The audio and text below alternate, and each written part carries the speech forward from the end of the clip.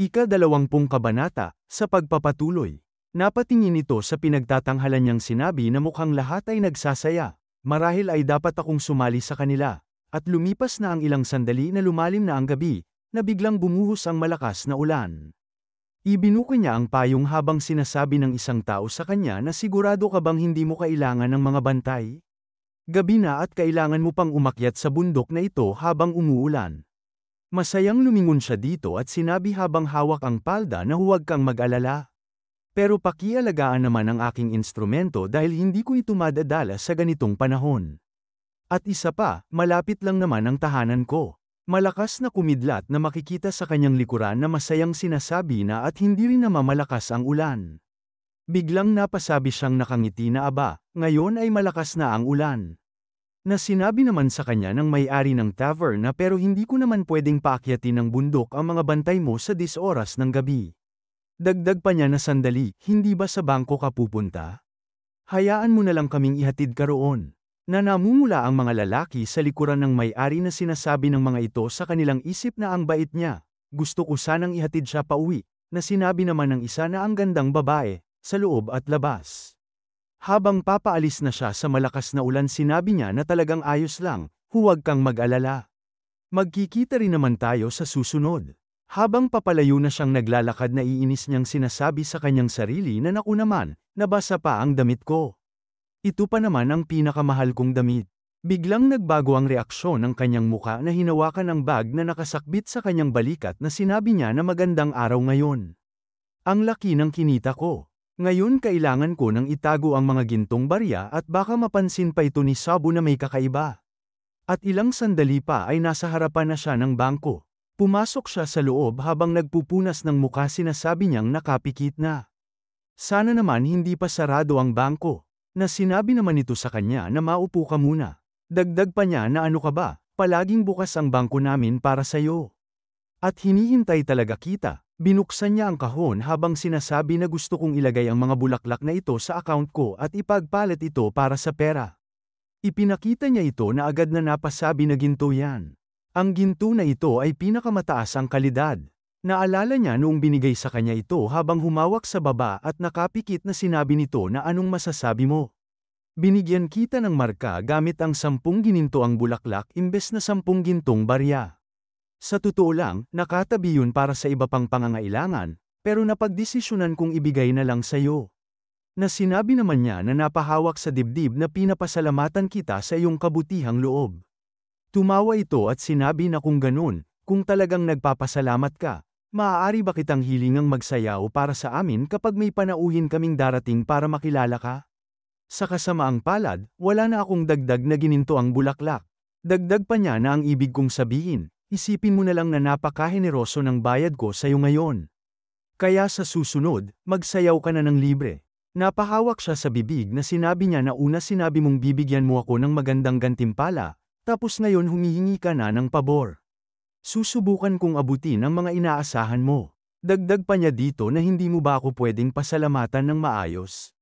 Kailangan pa ba talaga ang lahat ng kondisyong to? Sige na nga, susubukan kong tapusin ang mga hinihiling mo. Na tumawa ito na sinabi sa kanya na pati mga sagot mo, ang sobrang talas. Balik sa kanya na nagkwekwenta sa abacus habang sinasabi na ito ay biyaya ng langit para sa mga masisipag.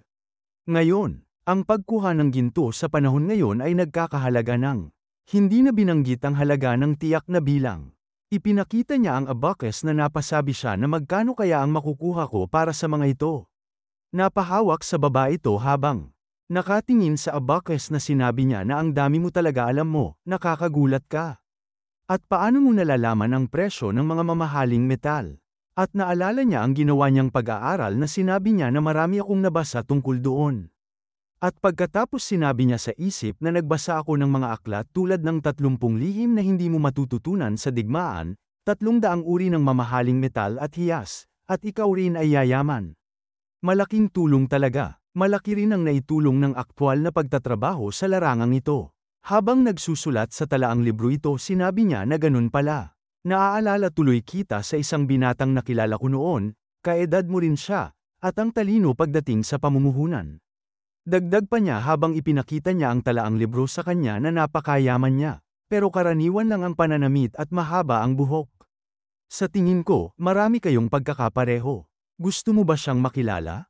Nakatingin siya sa talaan na napasabi na hindi ko pa alam. Sabihin ko na lang kung sakali. Dagdag pa niya na oo nga. Mukhang ayos naman ito. Yumuko ito sa kanya habang papaalis na sinabi na ang yaman mo ay kaligayahan namin.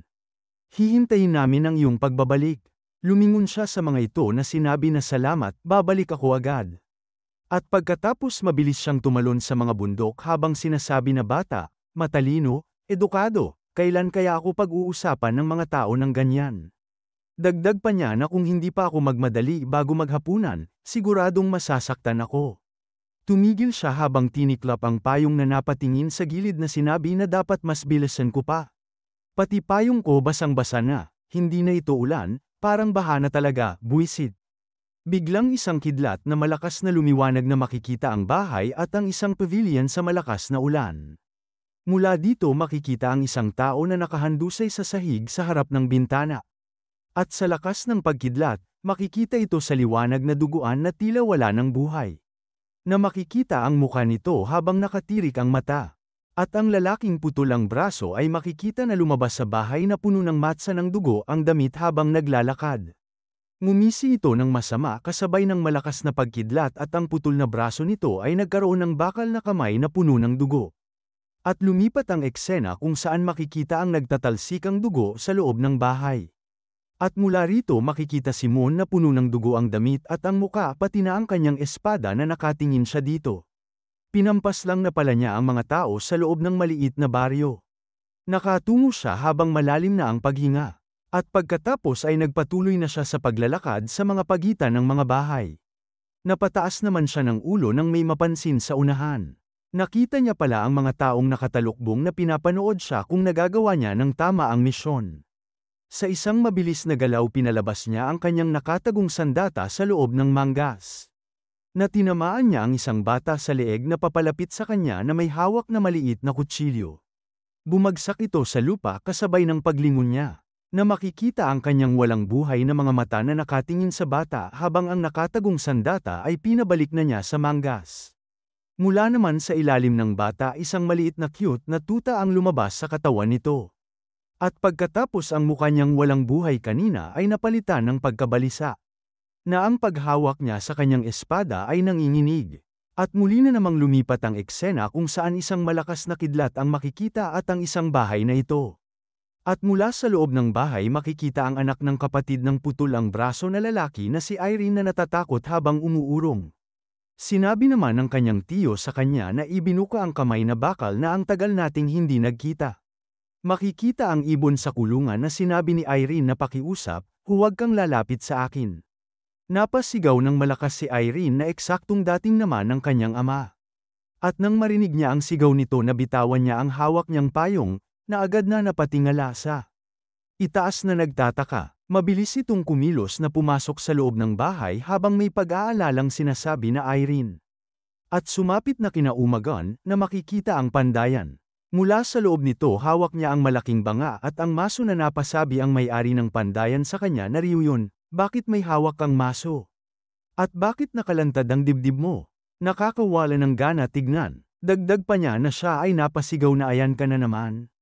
Uminom ka naman ng maayos. At gamitin mo ang tasa. Nasa tabi mo lang yan. At ano ba ang problema mo nitong mga nakaraang araw? Napapunas siya ng bibig na sinabi niya na nitong mga araw. Pakiramdam ko, na kung hindi ako kumilos ng ganito, mawawala ang pinakamahalagang bagay. Ang sarili ko, alam kong mukha akong kakaiba, pero para sa akin, ito lang ang paraan para hindi ko mawala ang pagiging lalaki ko.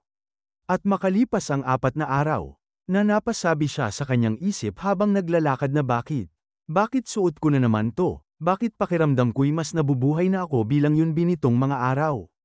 O ako lang ba ang nakakaramdam nito? Biglang isang boses ang nagsalita na sinasabi na mahal kong Yunbi. Dagdag pa ng ama ni Irene na bawal pumasok dito. Paano ka nakarating dito? Napasabi naman siya na pumunta ako rito para mag-ensayo. Gaya ng dati, hindi ko alam na bawal palang pumasok dito ngayon. Aalis na rin ako agad. At pagkatapos sinabi niya sa kanyang isip na buwisit, sila pa talaga ang nakasalubong ko. Na sinabing muli nito sa kanya na hindi, marahil, ang tugtugin mo. Pakiusap, tumugtog ka naman para sa amin. At dito na po nagtatapos ang ika-20 kabanata.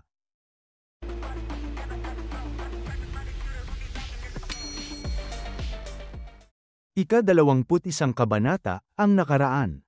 Naglalakad siya habang naiisip na bakit ganito na naman ang nararamdaman ko. Bakit pakiramdam ko'y mas nabubuhay na ako bilang YNB nitong mga araw? O ako lang ba ang nakakaramdam nito? Biglang isang boses ang nagsasalita na hindi ba't ikaw si YNB?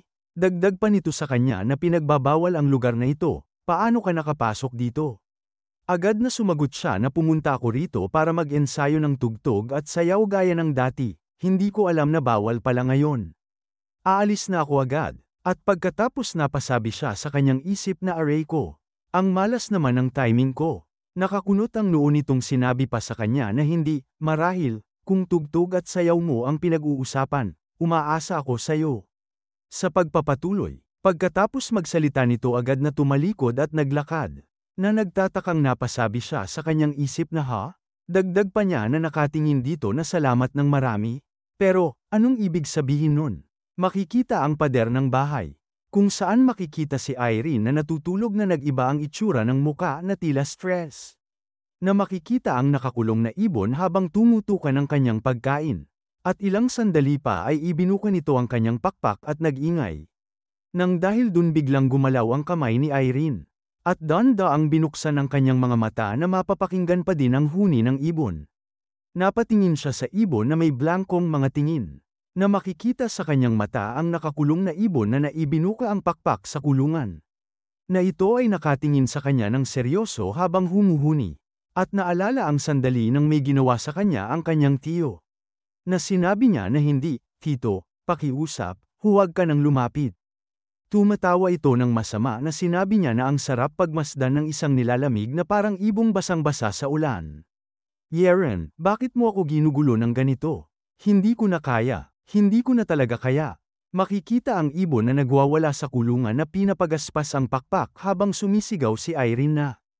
Pakiusap, huwag gawin ito sa akin. Na muli na namang tumawa ng masama ang kanyang tiyo na sinabi na bakit mo ba kinamumuhian to? Madudungisan ka rin naman balang araw, hindi ba mas mabuti kung ako na lang ang gumawa niyan? Hindi ko hahayaang mapunta ka sa iba. Sa mga bisig ko ka lang maaaring manatili, habang buhay. Nanginginig ang katawan ng ibon na nakatingin dito habang malakas na sinisigaw ni Irene na aray ko. Huwag, amaasan ka. Na ito ay nagpupumiglas. Napatingala ang ibon na makikita ang panginginig ng katawan na sinisigaw pa ni Irene na tulungan niyo ako. Huminga ng malalim ang kanyang tiyo na sinabi nito na Yeren. Bakit ka ba sumisigaw?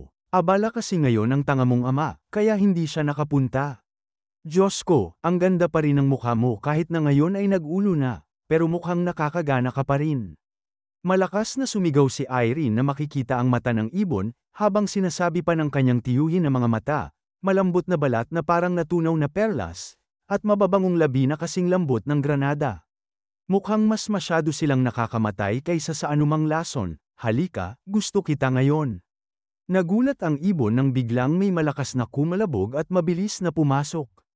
Na sinigaw ng malakas ng ama ni Irene na ikaw. Nahayop ka, paanong nagawa mong gawin to? Na napasabi ito na brother.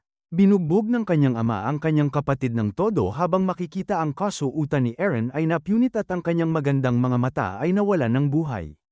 At habang nakatalikod si Irene na nakatingin sa kanya ang ibon sinabi nito sa kanyang ama na okay. Patawarin mo ako, please. Sumigaw itong tumugon na huwag kang humingi ng tawad. Ituturo ko sa iyo ang lasa ng isang matanda na mararanasan mo rin sa lalong at madaling panahon. Dagdag pa niya na pagkatapos, makikita mo kung gaano ka-cute ang brother mo at siguradong hihingi ka pa. Na makikita ang mata ni Irene na unti-unting binubuksan ang mata na wala ng buhay. Na nakaita niya ang ibon na nakatingin. Sa kanya, balik sa kasalukuyan bumangon si Irene Yeren nang patuloy pa din sa pag-iingay ang ibon. Pagkatayo niya ay agad itong bumagsak sa sahig. At pagkatapos ay malalim itong huminga ng malalim. Na lumapit sa ibon na binubuksan ang kulungan. Nanginginig ang mga kamay niyang sinabi sa isip na huwag mo akong tingnan ng ganyan. Kinuha niya ang ibon sa kulungan habang nagpupumiglas na sinabing muli niya sa isip na huwag mo akong tingnan ng ganyan. na makikita ang mga mata niyang walang buhay na nakatingin sa ibon. Habang hawak niya ito biglang tinusikan siya nito sa kamay. Nagulat siya na biglang napa-atres na nagtatakang nakatingin dito. Nanginginig ang kanyang mga kamay na napahawak sa kanyang muka. Napatuloy na nakatingin sa ibon habang hinawakan ng isang kamay ang tinusikan ng ibon. At pagkatapos dahan-dahan niyang kinuha ito ng dalawang kamay. Na makikita ang muka ng ibon na umamo. Lumakad sa harap ng bintana at binuksan niya ito. Mula dito nakapatong sa kanyang daliri ang ibon na pinapakawalan na niya ito habang sinasabi na hindi mo na ako pwedeng makasama. Dahil sa ayaw umalis ng ibon iginalaw niya ang kanyang kamay at itinaboy ito na sinasabi na pakiusap, umalis ka na. Ngunit ang ibon ay tumingin sa kanya habang lumilipad. At pagkatapos lumipad na ito papalayo sa kanya habang inaabot ng kanyang kamay. Napatuloy na pinagmamasdan niya itong lumalayo. Napalingon naman siya sa gilid nang may mapansin sa ibaba na may mahinang pag-ungol. Ito pala ay si Ryo na nagsasanay ng sayaw habang umiindayog ang kanyang mga kamay. Na napapakinggan ni Irene ang tunog ng kanyang kinakanta sa pamamagitan lang ng ungol. Na siya ay tila naakit dito sa ganda. At ilang sandali pa ay pamatong siya sa bintana habang nanginginig ang katawan na sinisilip niya si Ryo. Na ito ay sumasayaw ng napakagaling na makikita ang imahe ng phoenix sa kanyang dulo ng daliri. Hanggang sa nakaakyat siya sa bintana sa patuloy sa pakikinig at panunood sa kanya. Nakapatong siya mula sa bintana na pinagmamasdan niya ang imahe ng phoenix na pinakawalan ni Ryo na lumilipad sa langit. Na ito ay napangiti sa kagandahan nito. At sa hindi inaasahang sandali, bigla siyang nadulas sa bintana. Na mabilis siyang nahulog mula dito. Agad naman itong napansin ni Ryo na napatingin kay Irene. Agad siyang tumalon sa ere na napasigaw na mag-ingat ka. Mapanganib, nasalo niya ito habang nagulat siya na nakatingin sa mukha ni Irene. At lumapag siya sa lupa na may magandang posture. Napabulong siya habang karga si Irene na nakatingin dito na umabot pa siya sa pagtalon sa pababa. Ganun ba siya kainit bilang manunood? Ibinaba niya ito sa lupa sa tabi ng malaking puno, na napasabi siya na nakatingin sa gilid na nasaktan siya. Wala ka bang balak tumawag ng tulong? Lumapit ang isang ito na malalim ang paghinga na sinasabi sa isip na nasalo niya ang taong nahulog mula sa ganung kataas ng ni isang gallows ay wala, mas mabilis pa siya kaysa sakin. At isa pa, paano siya nananatiling kalmado sa ganitong sitwasyon? Ang batang to. Na sinabi naman niya dito na mananahimik ka na lang ba ng ganyan at walang ibang gagawin? At pagkatapos hinawakan niya ang ibabang binti ni Irene at sinabi na hindi maganda ang lagay ng buto niya. Na napasabi naman ito sa kanya na teka, huwag mo siyang hawakan, hayaan mo na lang siya. Tumugo ng ngiti siya at naiisip ang ginawa ng master niya sa kanya na napasigaw siya na iligtas mo ko, huwag mong hawakan ang mga paa ko. Sinabi ng kanyang master sa kanya na tumahimik ka. Kung hindi mo isuot to agad, magdurusa ka, tanga. Bakit ka kasi nagtangkang tumakas pagkatapos mong kainin yung jujube, ha? At pagkatapos sinabi niya sa lalaki na habang natatagalan ang gamutan, kukumpul ang dugo at mas lalala pa ang magiging epekto nito. Inilagay niya ang daliri sa labi habang sinabi sa lalaki na madyay gising na siya. Pwede ba kayong tumahimik muna? At pakibigyan mo muna ako ng tubig bago ka umalis. Inabutan siya nito ng tubig habang nakatingin siya kay Irene. Nagmamadaling tumakbo ang lalaki na hihingi ng tulong. Inangat niya si Irene habang hinawakan ang mukha na sinabi niya na ayos ka lang ba? Magkaharap ang mukha nila na napasabi si Irene na ano ba ako? Nakangiti sa kanya si Ryo na sinabi sa kanya na medyo baliw pakinggan to. Pero, tulad ng siguro'y nahulaan mo na, ito ang langit. Nagtatakang nakatingin sa kanya si Irene na medyo nabuhayan ang kanyang mga mata. At dito na po nagtatapos ang ika-21 kabanata.